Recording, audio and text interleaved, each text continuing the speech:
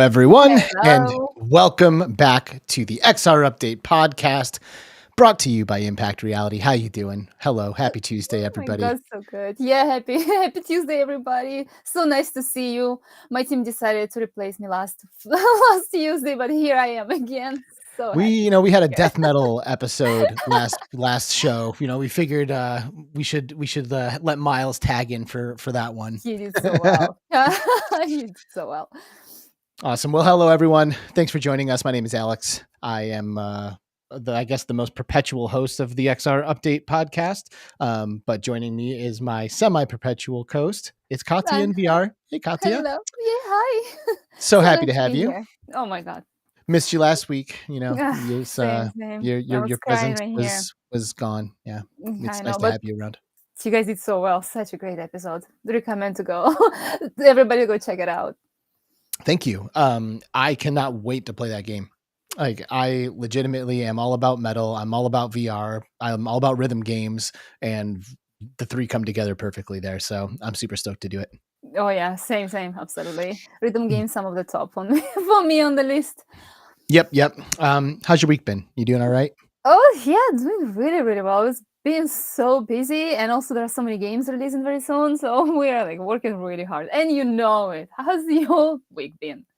It's been really good. Yeah, lots happening at Impact and in the XR update side of things.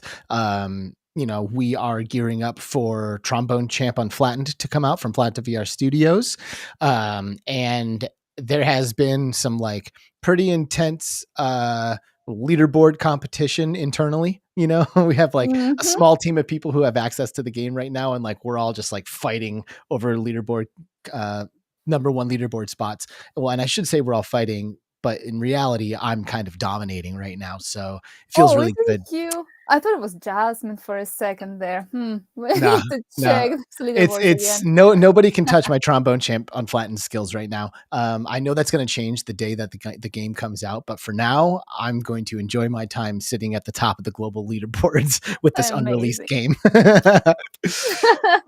And it's so much fun. Like it really is. Like I am so stoked for this game to come out and for people to have an opportunity to play it because I am like legitimately like kind of addicted to it. Like, and it's been a while since I've had a VR game come along that I like really just wanted to keep jumping into and keep jumping into. And it's funny that it's Trombone Champ, but it kind of is. I think one of the reasons is because you're on leaderboards so far because everybody else is so busy developing it, and Yeah, you're maybe. like, I'm gonna go cheat the system for a second. Okay, everybody, come on, we should win this guy. Yeah. You might be right. Maybe the game comes out and I can't top the leaderboards anymore. And I don't know. I actually, it just feels good to play. It really does. Like, I know. especially because when you start playing, it's like you don't have the skills required because you're not really used to doing this motion to play a video game. So Oh like you yeah, have to learn some definitely. skills. But Mhm. it goes from sounding just foul as you're hitting all of these flat notes to I sounding like actually kind of lovely when you're like know, hitting the notes that you need to hit. So and you're proud of yourself. I am. It feels good to play. Oh yeah, I know. So, listen, we have an interview to get to today.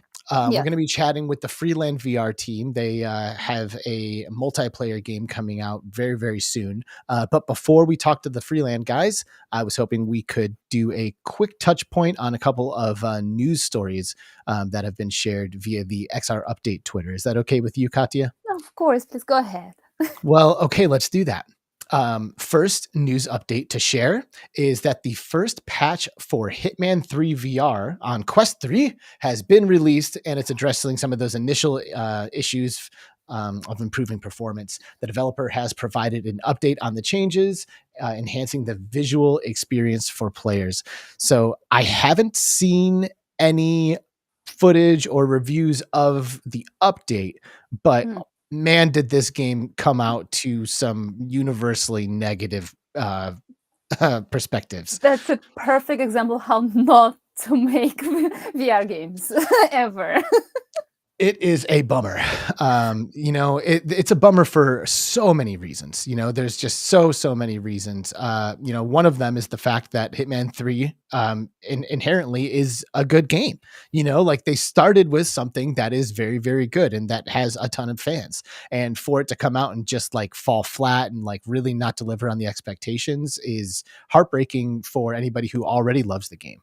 But I think the biggest issue here for me is the fact that this is another IP that is well known and popular that has had like a legitimate opportunity to enter the VR space and to maybe even potentially convert some flat screen gamers who already love these IPs into virtual reality. And I feel like every single time one of these games gets loaded up, it doesn't deliver and it falls short. I don't understand what's happening. I also noticed the same thing. Indies, they do so much better than bigger titles.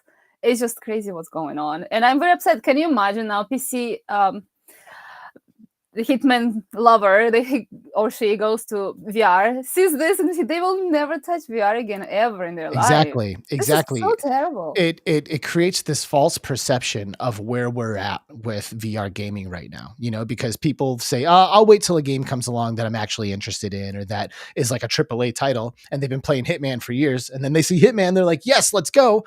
And they show up and they have this experience that's subpar. And then they're like, well, VR is subpar. I guess I'll check back in another 3 or 4 years. I know, maybe never. It's messed up. Mm-hmm. And the other thing too is like I know multiple people from the team that pulled this thing together. And the fact of the matter is that like if you're making VR games, I most of the time I'm giving you the benefit of the doubt that you're doing it with pure intentions, right? Like I think they wanted to make the best possible game. So it's like even more devastating that there's people out there who like obviously worked for years to make this as good as they could. And then it's just like doesn't cut the mustard, and it's just such a bummer. Yeah, very upsetting. Okay, Now, let's go to another news because this one is let me put a silver lining on it before we do that. This one is bad. I hesitate to compare this to a game like No Man's Sky, but I'm going to. Like, obviously, No Man's Sky is like the ultimate redemption story, a game that comes out just to universal negative feedback and then somehow turns things around.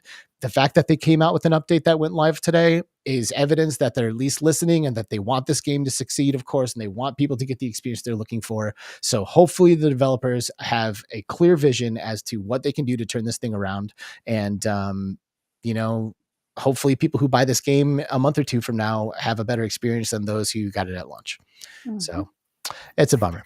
Yeah, it is. So moving on to the next news update. I don't know if you heard about this, Katya, but PS5 Pro was announced today. Really? Yeah. Oh my God. I know. It's insane. I know this is brand new information for I you. could not miss this news. I feel like everyone knows already, but let's talk about this. PS5 Pro is coming. It will be $700 when it comes out. It will not have a disc drive. It will not have a stand. It is going to be $700. Now, performance-wise, apparently this thing's going to have about twice the power as a PS5 currently does, and that's pretty cool. And then here, as you can see in our news update, that a future update for the PS5 Pro will introduce automatic universal PSSR upscaling for PSVR 2, enhancing the visual quality and performance of PSVR 2 games. And of course, it aims to improve the VR experience with better performance and smoother gameplay. This is like almost annoying to me that's exciting, because it's like before I'm like, honestly, I don't need a new PS5. Like, frankly, I've been playing Astrobot for the past couple of days. And I know, rest in peace, Astrobot Rescue Mission. It's not a VR game right now, but I have to say playing Astrobot on the PS5 is the first time since I've had the thing that I felt like I'm actually next gen gaming. I like legitimately feel like Astrobot is a next generation video game. It's the first time on a PS5 that I've felt that even remotely close. So the fact that like the day that I feel that they announce a newer, more powerful system is like kind of annoying because like, honestly, I don't feel like I've really gotten my money's worth in terms of like the power and capabilities of the original PS5. So I would have completely skipped this, especially the fact that it doesn't have a disc drive because I like to collect physical media. Yeah. Same. I love those discs, especially. But there's this. Now, like if you're a VR user, like you get automatic upscaling on a PS5 Pro. Like I'm assuming it's going to have higher frames per second in there. Like it's going to be hard to ignore as a PSVR 2 user. Well, let's go buy sell the old one, buy the new one. now that not everybody knows about the new PlayStation, so maybe it's gonna be a chance to sell this and Craigslist to some. I know. You know, honestly, like buying secondhand, like, I don't know, this isn't like advice or anything, but like I have personally purchased stuff secondhand multiple times and been really, really happy about it. You know, the PS5 Pro is something that I could see somebody spending $700 on and then like a couple months later getting buyer's remorse and being like, oh God, I got to get rid of this thing. And then letting it go for $600 or $550. Not worth it. You know, which is still a lot of money. No, but this is very, very exciting. And I'm pretty sure that every PlayStation owner is waiting for some new exciting updates as well. So yeah, I myself was waiting for that. And look at how it looks gorgeous. So nice. It's pretty. You know, it's cool. $700 ain't cool. No disc drive really ain't cool. I can't imagine having, and I guess they will be selling an auxiliary one. Well, I hope so. Which I've right, because how am I going to play my PS5 games on it? Mm-hmm. But like the fact that I have to like plug a device in to load a disc is just like, it's like almost insulting, you know? It's like, guys, come on. Poor gamers. Like every company is trying to just get your money and deliver and just leave you there in trouble. It's a bummer. It's a bummer. Because, you know, I am definitely a gamer and I want all of the best stuff and, you know, all of that. But yeah, you know, it's an expensive item. And the thing is, with my games, first of all, I'm a collector. I just love to collect stuff. I've been collecting a lot of things lately. But on top of collecting, I like my games to retain their value. You know, sometimes games even go up in value if they go out of print or whatever it is over the years. And when you buy a digital copy of a game, while you'll technically have access to it for as long as those services are live, your value is gone. Like you spend $60 and the $60 disappears. Where if I buy Astrobot on a disc, I can take that disc and then trade it and sell it or whatever. And that's the reason why they don't want you to do that. Well, that's messed up. I know it is. But then how will they make money, huh? Well, they're doing just fine. I know. Oh, man. Okay, well, this is fun to talk about. I don't know if I'm going to get a PS5 Pro or not. Probably not. But who knows? Maybe I'll be able to get one on a, you know, like I said, as a secondhand or something like that in the future. Yeah. Okay. So what do you think, Katya? You want to move into our interview for today? Yeah, because this game Freeland I knew about for so long now, and really interviewing the developers is going to be really fun. It is going to be fun. And before we do that, as a quick introduction to Freeland, why don't you all take a quick look at this? Blast into the Freeland galaxy, guns blazing and ready to ultimate champ. I'm talking epic ninja. Oh, geez. No. How did this happen? What happened there? Hold on a second.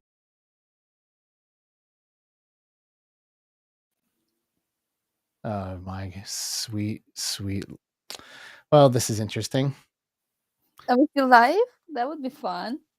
What's that? Are we still live? Yeah, totally. Hello, We're definitely still live. Hello, everyone. All right. This is just lovely, isn't it? Okay, watch this.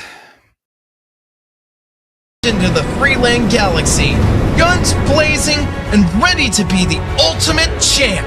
I'm talking epic ninja battles that push your skills to the max, where you're armed with guns, blades, and even a sprinkle of magic.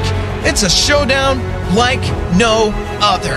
Embark on insane intergalactic adventures where you're facing off against super advanced cyber soldiers.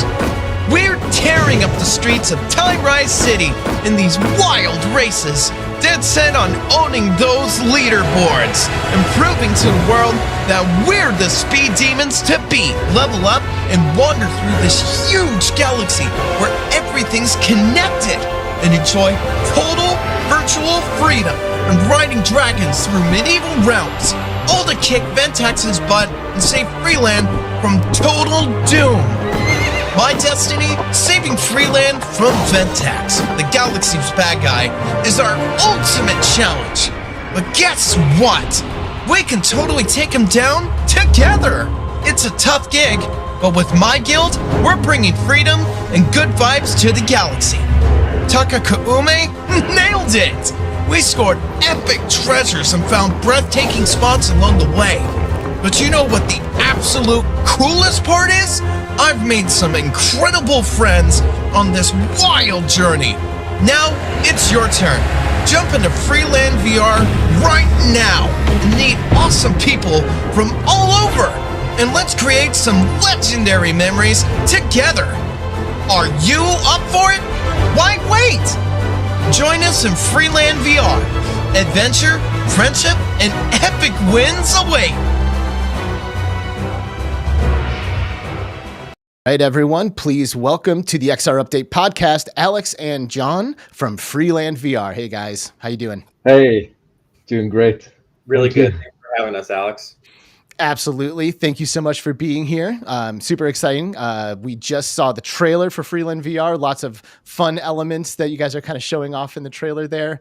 A galactic multiplayer space adventure. Would that be an accurate way of explaining the game? Yeah. We're just calling it Galactic Adventure Game. So, yeah, definitely. A galactic adventure game, because I remember I've been watching the development of this game for a while, and for a minute there, it was you guys were kind of referring to it as an MMORPG, but it seems like you're moving away from that as a classification. Right. So, yeah, we do have all the core elements of an MMORPG, and that was our goal and still is in many ways.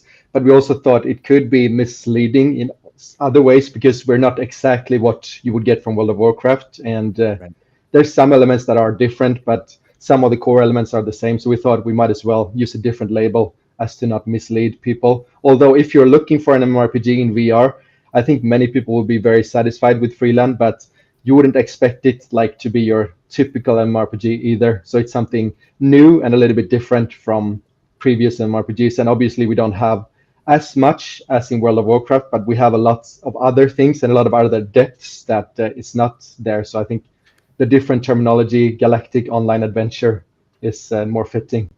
I like that. I mean, it's like traditional MMORPGs, frankly, can't exist in VR, right? Like most of those game mechanics are keyboard and mouse. There's grinds that are set up that, you're not exactly designed to be embodied into your character for, so I can appreciate how you're like trying to take a different approach and, trying to, I guess, maybe set the proper expectations with the player base also.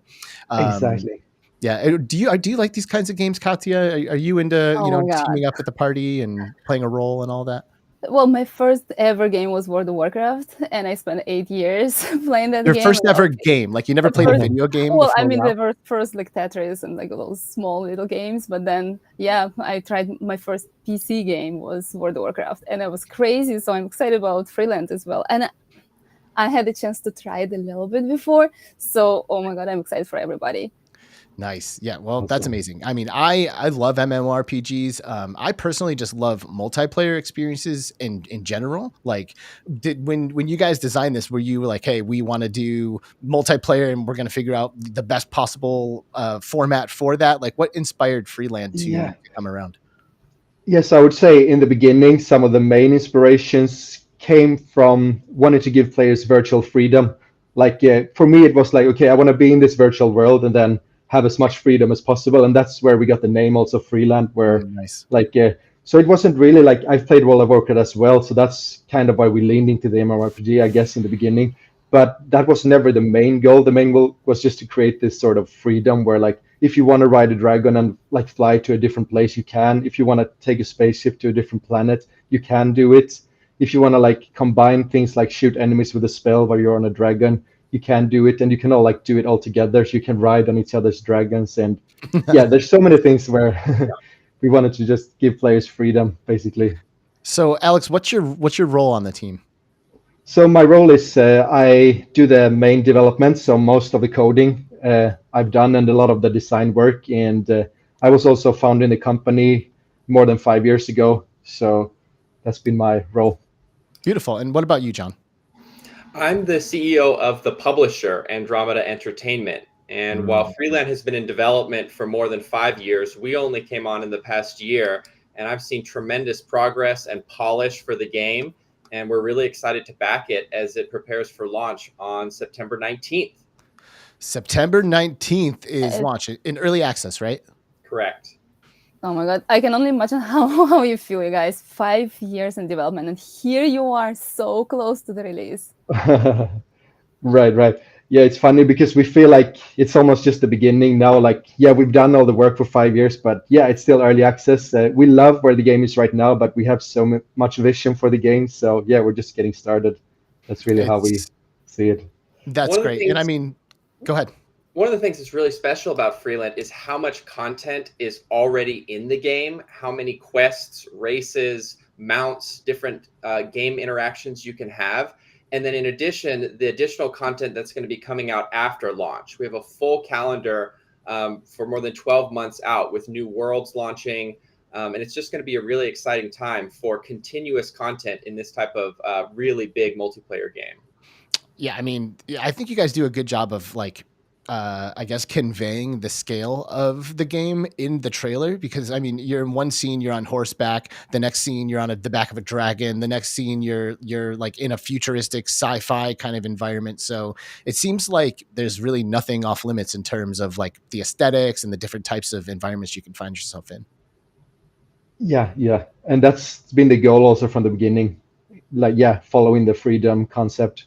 So yeah, definitely there is a lot in the game, and yeah, and it will That's great. continuously improve also after release. Like, yeah, so it's exciting. I love it. So what does progression look like in this game? Like, do I start as a level 1 and level up as I go through, or tell me a little bit about the gameplay experience starting as a new player?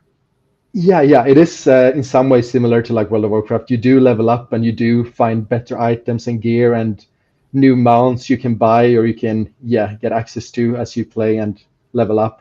So we have all of these elements and also achievements and exploring all the different areas and doing the quest, following quest lines. And we have these big boss fights coming up as well, with every planet having a valiant that you need to kind of free. And then this leads up to the major end boss fight, which hasn't released yet, but that's part of the release plan. So exciting. And I level up by completing quests and like killing mobs. Like, is it all those type of traditional MMO elements are there? Exactly. Yeah, that's the main way. And you can also do races to get XP. So nice. Well, that's main ways. Yeah. Well, tell us more about the races. So yeah, we have many different races. For example, we have land races with cars or with horses you can ride. And then we have dragon races and hoverboard races you can fly. And we have water races with jet skis that are super fun with jumps and stuff. And we also have spaceship races out in space.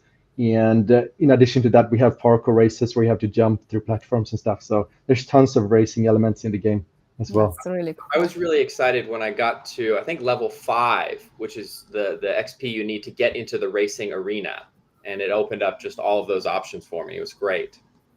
Okay, that's amazing. So I mean, to be honest, like so far, everything that we're talking about really does follow that MMORPG kind of pattern and formula. But I know we already mentioned that that's not what this is. This is a galactic adventure game that's multiplayer that we can all go on. So in what ways is it not an MMO? Like, in what ways are we trying to cater those expectations?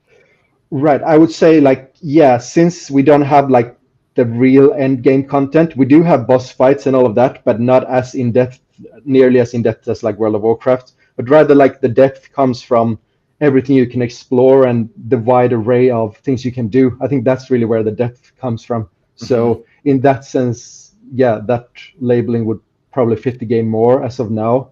And then our goal is to provide players with that end game content, but since we can't really deliver that in early access, we think MMORPG is a little bit too much to call the game, and also a little bit misleading in that sense.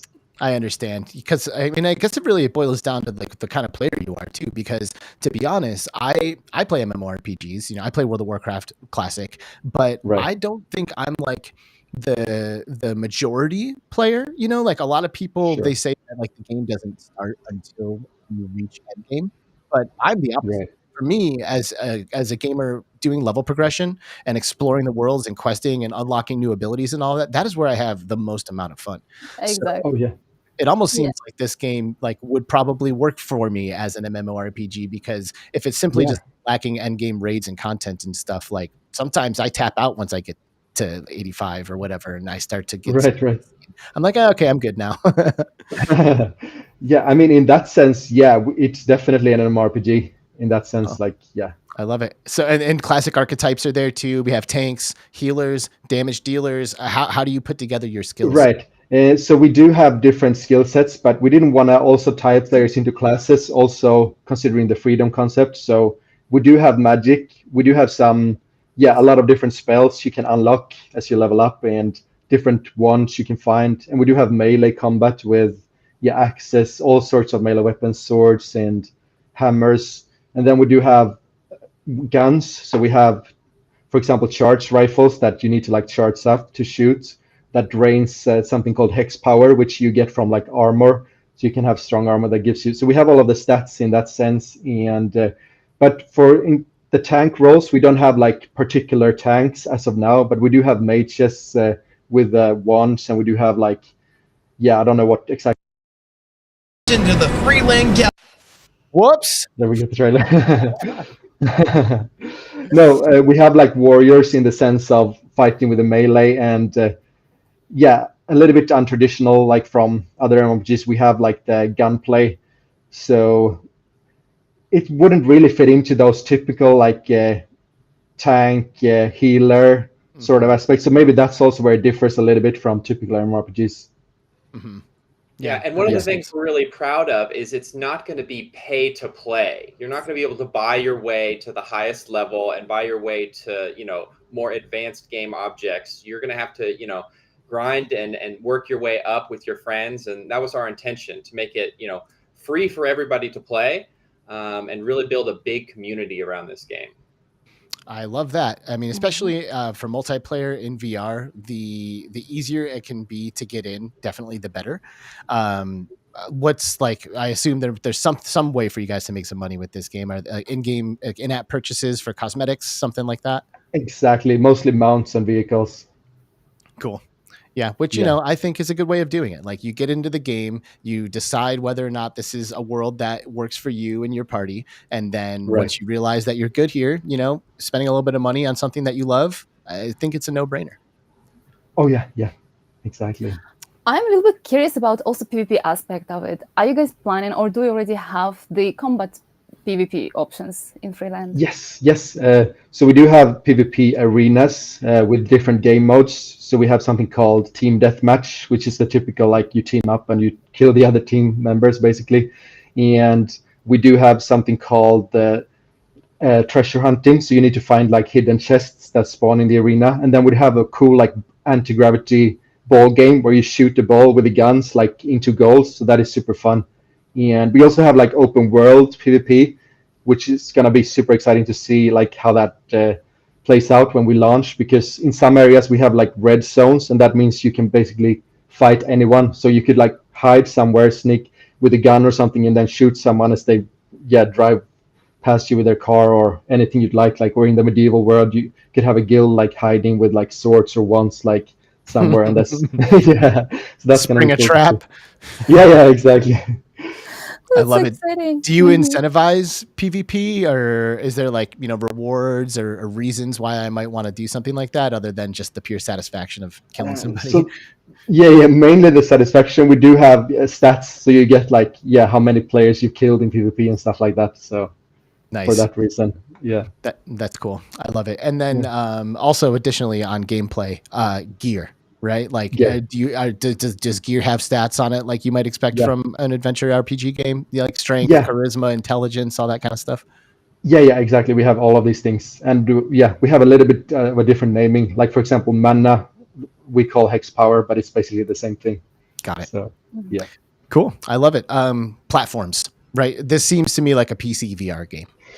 No, it's primarily on the Quest. We've optimized it for the Quest, so sadly, because of that reason, like the PC version is great, but it is optimized for the Quest. So the PC version, has to like lower like some of the graphics because of that, because it was So it's very yeah, it runs well on the Quest 2 and Quest 3, so that's super exciting. Wow, you got it running on the Quest 2. I mean, I guess you have to, right? I Yeah, play we on had Quest to. too. We thought it was really important Great. to meet the mobile market, and so we had to have it optimized for Quest 2 and Quest 3. We know that's the direction that a lot of the headsets are going. So we made the jump. Well, that's amazing. Yeah, I mean, because obviously, like, you'd love to have every single one of your players have a $4,000 PC to power this incredible experience. But the reality is, 90, if not more, % of VR install base is on mobile. So I'm glad to hear that you guys have considered that. You have it working on Quest 2, because I know Quest 2 can be a pain for a lot of developers. Has it? It been a was, struggle? It has been a real struggle, but it's been worth it. Like, the whole time, and we've enjoyed it, even though it's been super difficult to get all the big worlds running and all the different elements. But we're very happy with the state it is in now, like on the Quest 2 and Quest 3. So.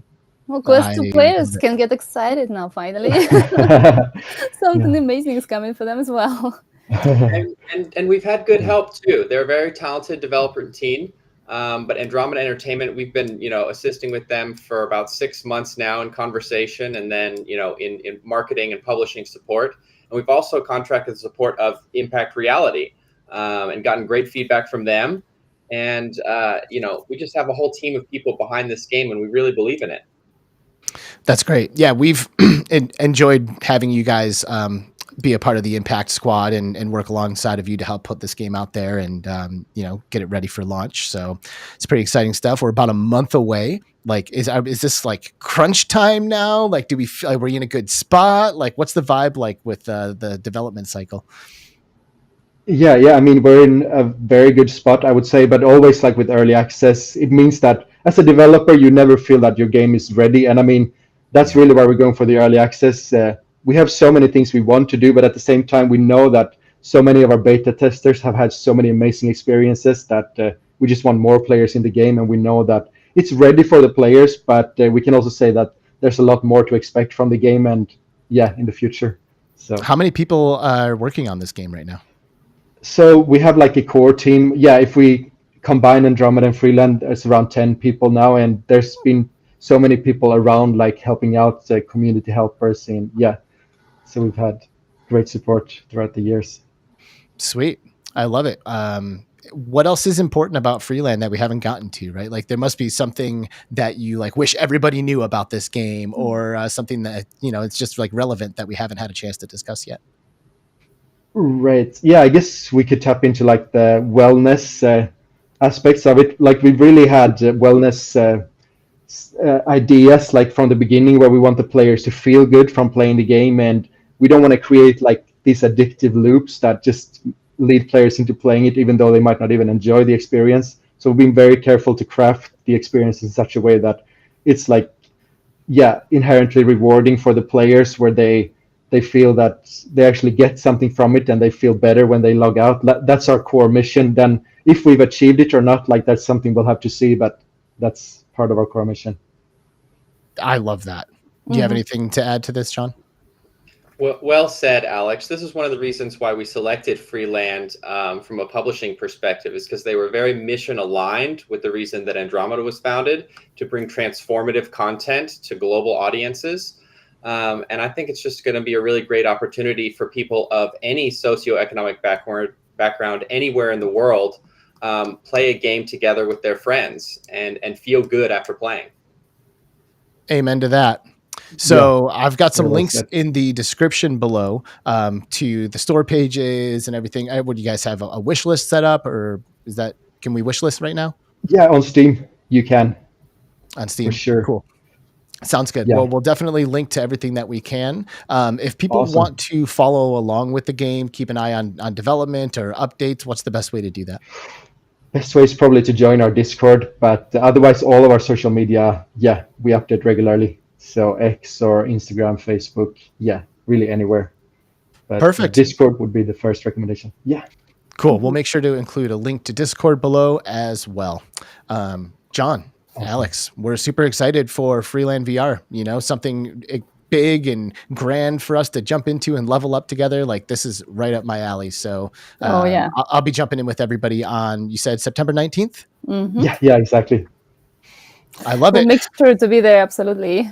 So excited about it, Wonderful. you guys. We've been waiting for this game to launch finally. For so long. Yeah. Yeah. We'll be there with Thank you. you. Yeah. Yeah, All it was right, a pleasure guys. to be on the podcast. Thank you so much. Yeah, Amazing to be here in absolutely. XR Thank you Update. for Yeah, joining us. An absolute pleasure. And we will go ahead and say goodbye now to Alex and John. Thanks again, guys. We'll see you soon. sure. Thank you, Thank you very John. much. See you soon. Yeah. Bye-bye. Hello. Oh, is it us? Hello. How is going, everybody? What a great chat with the Freeland team. I know. I knew them for a while now, and just such a lovely team. Love them. They're just fantastic, and they're working so hard. Trust me, so hard. Yes. Well, making VR games is not easy, you know, Yeah. like, and it's even harder. Like, you can just look at VR games and tell they're not easy to make, but it's even harder than you would imagine.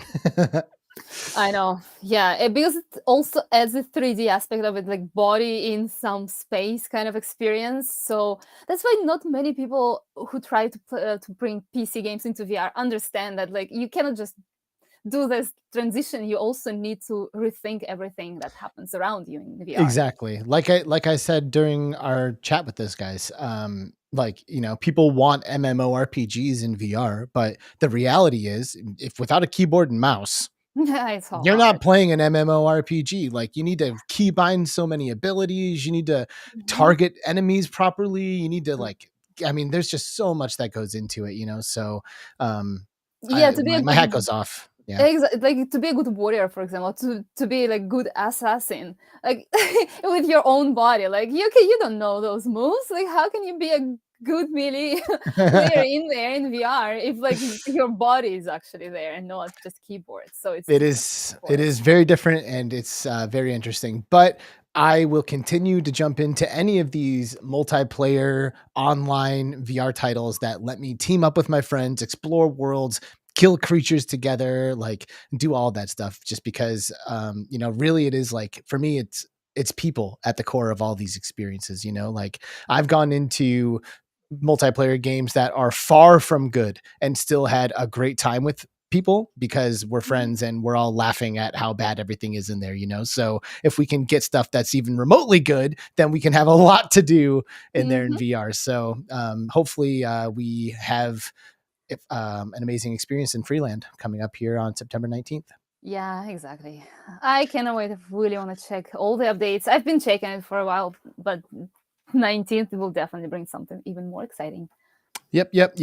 Cool. There's a Okay. lot of games coming out next month, or this month, Yeah. on September 19th. There's Mhm. tons of games coming out, actually, and we don't have time to get to all of them today, but we will have a new episode of the XR Update podcast in 2 weeks. So that's exciting. Everybody can look forward to that. Mhm. Anything else here, Katya, before we wrap this up?